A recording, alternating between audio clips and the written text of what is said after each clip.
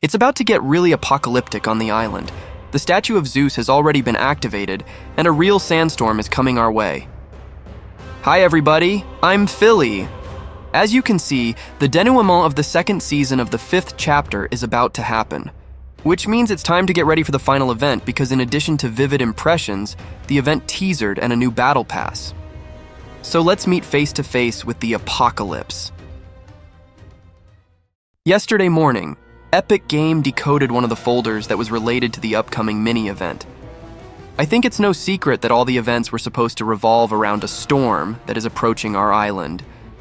I told you about it a week ago, but now we know that it's not just a storm, but a real sand apocalypse, which will be gradually approaching the island very soon.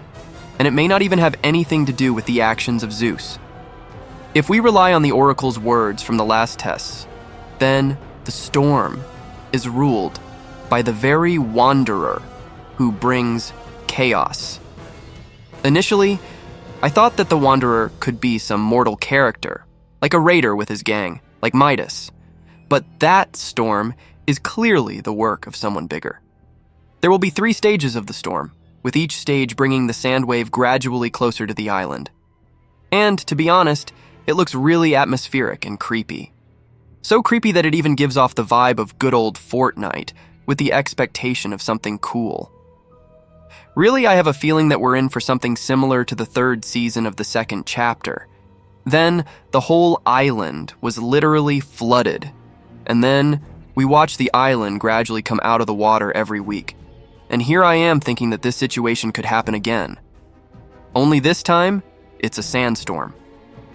And this can mean exactly 2 things.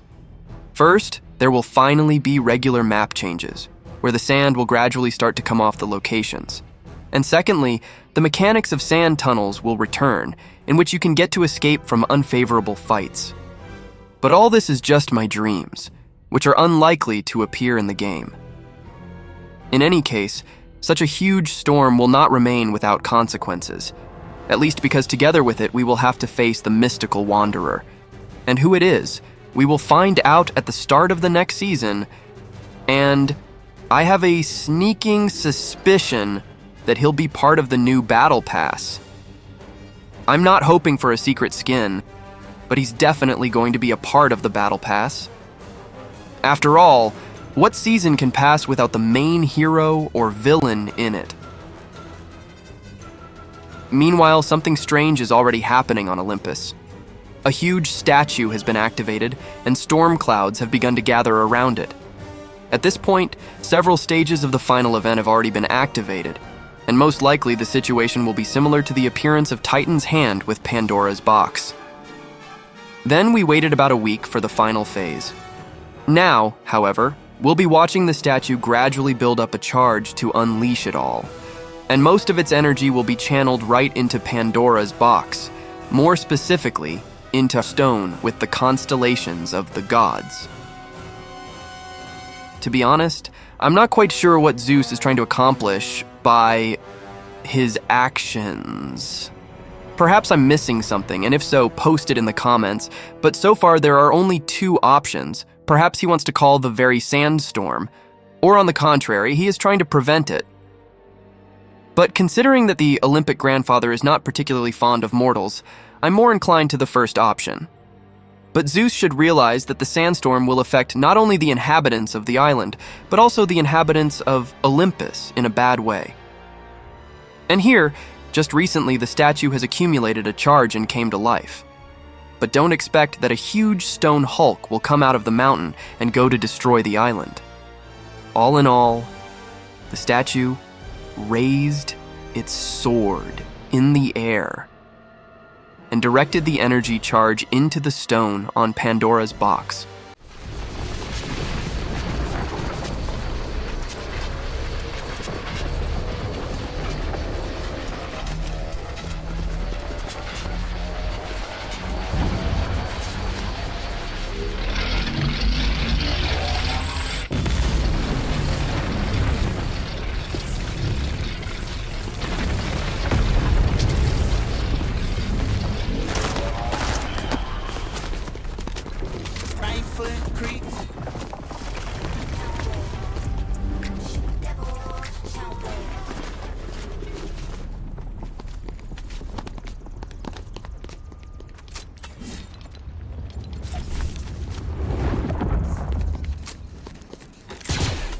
and it in turn began to fill up.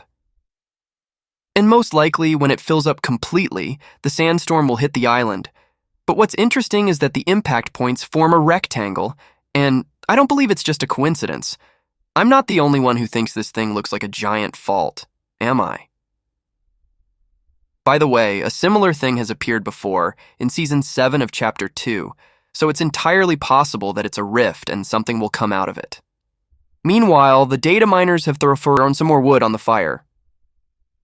The sandstorm will make sounds, but unusual ones. They're encrypted spectrograms. In a similar fashion to the way it was in Season 2 of Chapter 2, when similar sounds teased us with the Meowskull's cat skin. This time, there's something bigger encrypted.